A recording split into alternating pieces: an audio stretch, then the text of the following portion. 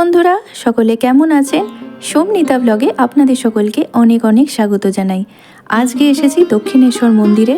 ব্যস্ততম জীবনের মধ্যে কিছুতেই সময় হয়ে উঠছিল না, কিন্তু মন অনেক দিন ধরেই মায়ের দর্শন করতে চাইছিল।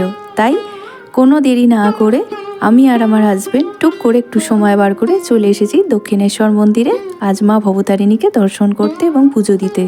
মন্দিরের ভেতরে ফোন অ্যালাউ নেই, তাই মন্দিরের ভেতরকার কোনো কিছুই আমি আপনাদের সাথে শেয়ার করতে পারছি না, তার জন্য ক্ষমা প্রার্থী ও দুঃখিত। কিন্তু বাকি মন্দির প্রাঙ্গণের আমি সমস্ত কিছু আপনাদের সাথে শেয়ার করার চেষ্টা করব এবং তুলে ধরার চেষ্টা করব। আশা করি আজকের ব্লগটি আপনাদের সকলের দেখতে ভালো লাগবে। আপনারা সাথে থাকুন, দেখতে থাকুন।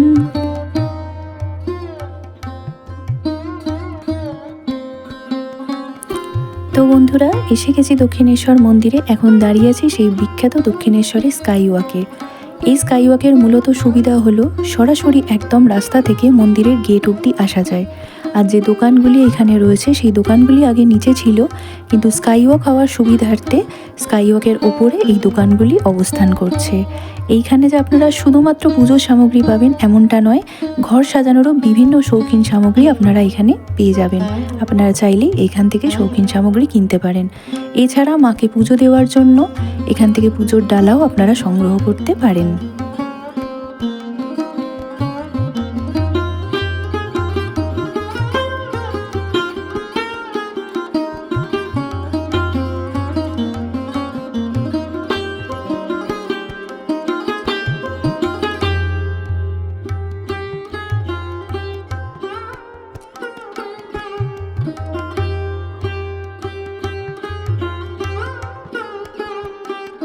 স্কাইওয়াক থেকে নেমে এবার আমরা মন্দিরের দিকে এগোচ্ছি, কিন্তু মন্দিরে প্রবেশ করার আগে আমি মন্দিরের চারপাশটা একবার ঘুরিয়ে আপনাদেরকে দেখানোর চেষ্টা করছি।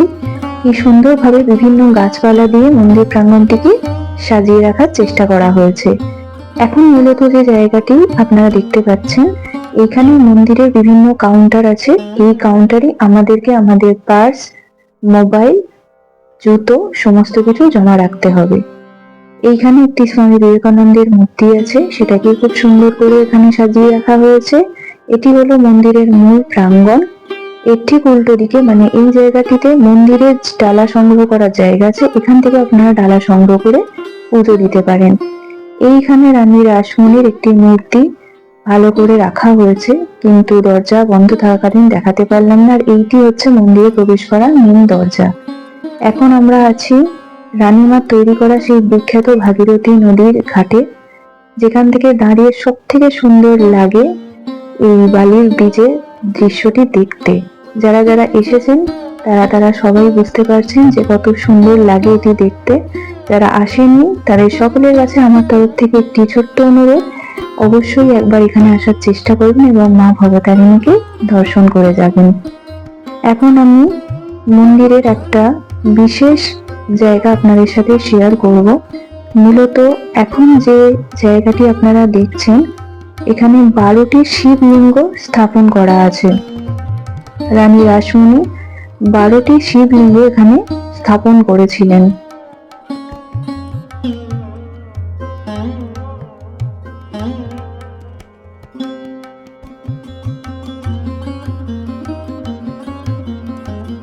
বারোটি শিবলিঙ্গের ঠিক উল্টো দিকে বাগানের মতন একটি সুন্দর স্থান আছে। সেইখানে বর্তমান সময় বিভিন্ন জ্ঞানী মানুষ ও মনীষীদের মূর্তি স্থাপন করে রাখা হয়েছে, যেটি সত্যি মন্দিরের শোভাটিকে আরো অনেক গুণ বাড়িয়ে তুলেছে।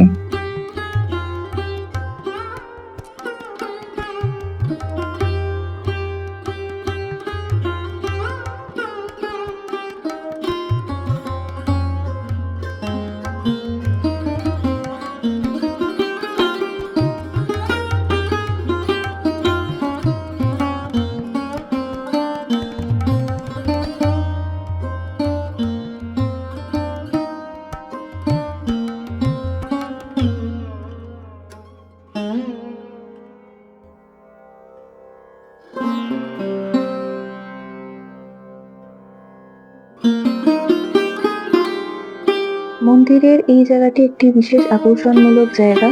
কথায় আছে এই মাটির কুটিরেই নাকি ঠাকুর রামকৃষ্ণদেব নিজে সাধনা করতেন। এবং বেশিরভাগ সময়টাই উনি এইখানে কাটাতেন। এখন আমরা চলে এসেছি দক্ষিণেশ্বর মন্দিরে, সেই বিখ্যাত মার্কেট প্লেসে। এখানে আপনারা বিভিন্ন ধরনের পুজোর সামগ্রী, বিভিন্ন শোপিস সবকিছুই আপনারা এখান থেকে পেয়ে যাবেন।